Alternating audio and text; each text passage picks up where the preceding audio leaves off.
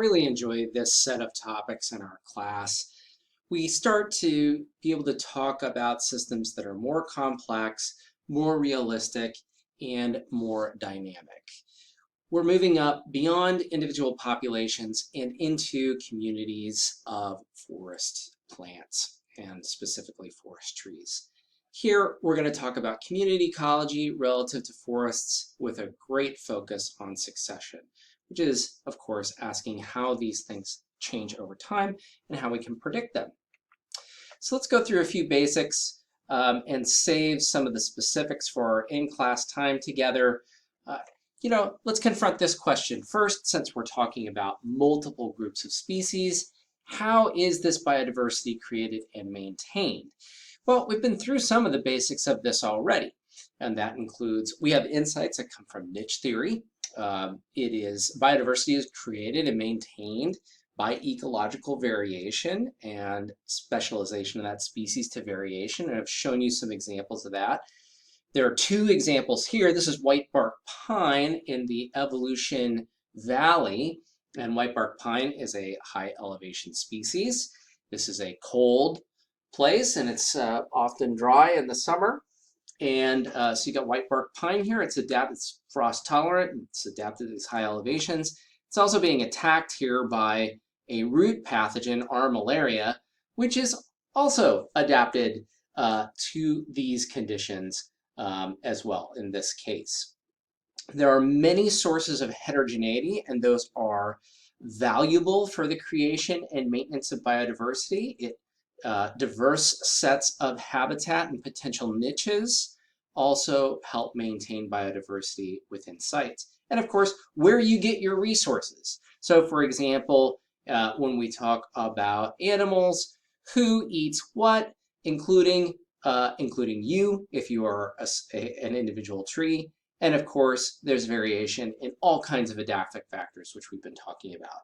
Even in this photograph, you can see the steep, rocky canyon walls, which are dry, and in the low areas, even though this photograph was taken in October, it was kind of cold, in the low areas, those environments are more mesic. All right, so there's this interesting thing. Darwin ends on the origin of species with this kind of literary statement about an entangled bank, and he's really asking, the point of his book is asking where did all this biodiversity come from? How is it maintained? And he made a lot of progress in answering the first question, which is where did it come from? But both are still, there's still a lot to learn about them. One of the important things to note about biodiversity largely is that a lot of what we see is somewhat random solutions to the problem of adaptation. Of course, the adaptations reflect limiting resources and the environment and their interactions with other species, and these things are in constant flux. But there are many possible solutions. It's not directional, except that each species needs to be able to maintain itself in some way. So here we are, going back a little bit into our population dynamics. We've already got some insights here. This is about 60 years later, some insights into how the second question, how can we maintain biodiversity? That is somewhat answered here. Here we have strong intra-specific competition, which we know tends to stabilize coexistence between species. These species are competing more with each other than they are between each other, or within species rather than between species, and that has a stabilizing effect.